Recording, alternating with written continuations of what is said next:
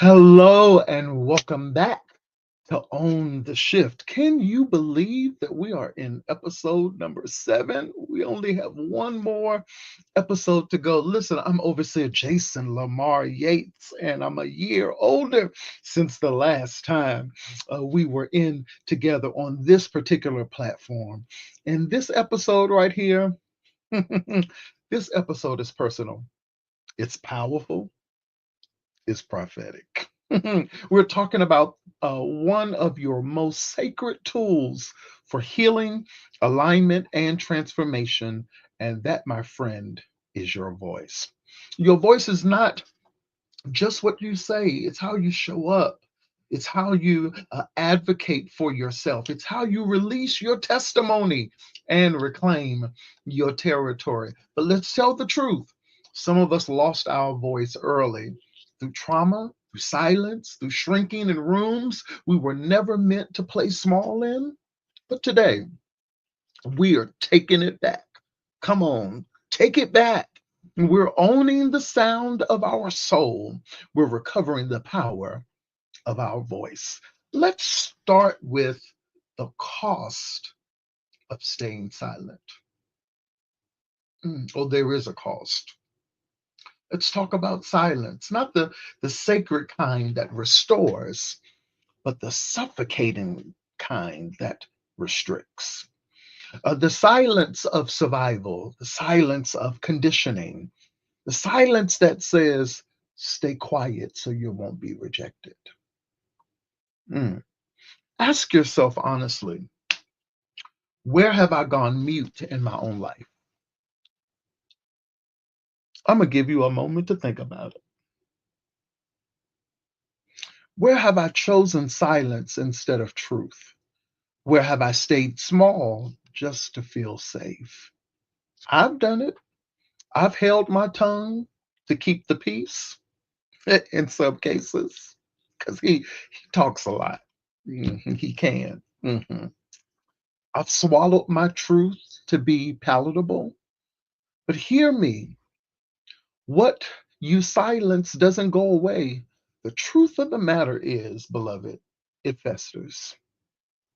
It grows in the dark. It leaks out in your relationships. It shows up in self doubt. Silence becomes the slow suffocation of your calling. And I'm here to tell somebody your truth is not too much. Your clarity is not rebellion. Your voice is not a liability. It's your assignment. So if you've been holding your breath just to survive, this is your permission to exhale. Come on,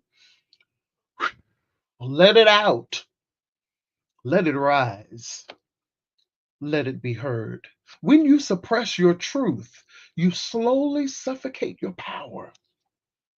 I was speaking to one of my mentors the other day, and I said to him, I'm not looking for position or title. I have that.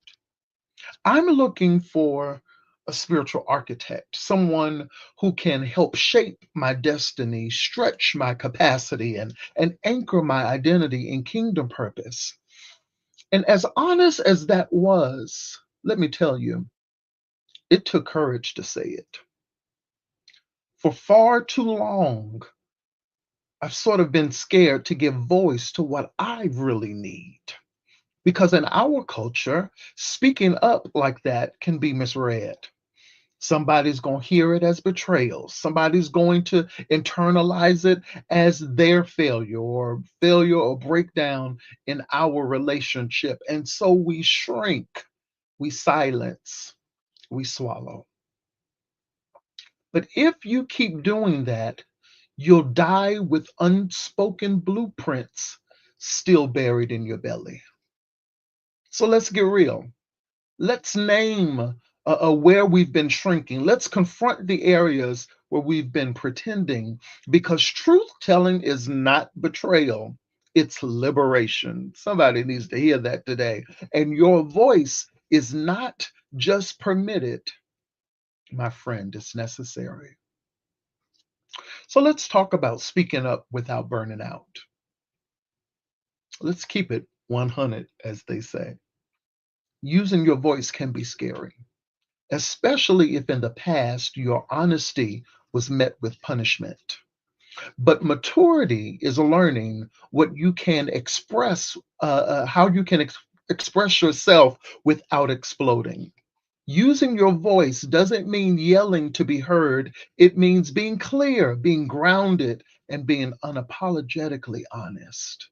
Let me give you some language for this journey because you're gonna need some help in this. I've learned a couple of things. I still got some learning to do. Saying no without guilt. I'm not available for that, but I appreciate you asking. Come on, practice it with me. I'm not available for that, but I appreciate you asking. Mhm. How did that feel? Expressing needs with clarity. Let's go there. This is how I would say I feel disconnected and I need more intentional time together. Mm. Naming boundaries with confidence. The truth of the matter is that doesn't work for me, and I won't engage with that kind of energy. I'm still learning that one. It's on my to-do list. You are not obligated to abandon your peace to approve your point. You can be assertive without being aggressive. You can be direct without being disrespectful. Mhm. You got to train your voice like a muscle. Speak with compassion, but never compromise. This is about creating emotional safety for yourself first, because you are allowed to advocate for you. Let's talk about living out loud. Your voice is not just what you say, it's how you move, how you dress, how you lead, how you decide to engage. I was at church about a week ago, and after I came out of the pulpit, one of my favorites said to me, I want those pants. Now, you have to know there are many Sundays that I leave church missing something that I came in wearing. And jokingly, I said to her, if I was appropriate underneath, I'd take them off right here and give them to you. And the folks standing around us laughed right along with us. That that was my voice. Not a sermon, not behind a mic, but in how I chose to show up as a real person with real wit, real humor, because I have that, maybe a little off it sometimes, but real engagement. That moment of lightness, that was authenticity. And sometimes people need that more than they need another deep revelation. They need you. I remember when I took this position, I told God, I won't let it change who I am at the core. I'm serious at times, silly a lot of the times, intentional and spiritual all of the times, but I refuse to play a role. Why? Because God called me. With all of that going on, He called me. So I show up suited and booted. Oh, yes, I do. Confident and covered. And I don't give my energy to what doesn't require it. I can look at it and say, I'm good. Living out loud means living in alignment. It means letting your truth shape your rhythm, your relationships, and even your routines. So here's some journaling work. If you're journaling, if you're taking notes, what am I no longer willing to stay silent about? And then number two, what does living out loud look like for me now? And hear me, you don't owe anyone a watered down version of yourself. No more shrinking, no more masking, no more hiding what God has made holy. When you show up fully, you create room for others to do the same. When you own your voice, you model what freedom really looks like. Let me leave you with this. Your voice is your power. Use it to protect your boundaries. Use it to call in the right relationships. Use it to shift atmospheres. Use it to break cycles your silence kept in place. This week, I dare you to say the thing you've been holding in. Say it and say it with your whole chest. Say it in the mirror. Say it in a prayer. Say it in the presence of someone who matters. And drop a comment below. What truth are you ready to release? Yeah. Maybe you don't want to put it in the comments. Maybe you want to DM me. Maybe you just want to write it down on your piece of paper. Listen, our next episode, we talk about sustaining this growth, how to make freedom a lifestyle, not just a breakthrough. Until then, my friend, I need you to speak boldly, live honestly, and remember, you don't just have a voice, you have authority. Your voice heals, your truth sets others free. And so I want you to own it. Have a great night. In a world seeking hope and empowerment, there exists a community dedicated to making a difference. Welcome to Apostolic World Empowerment.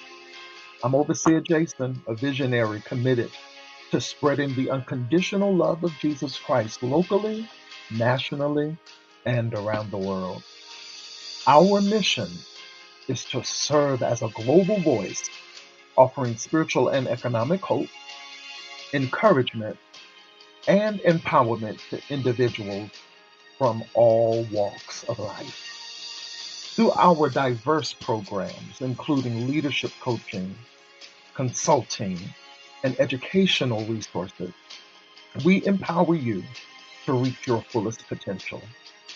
Join us in our commitment to community development, spiritual growth, and global outreach.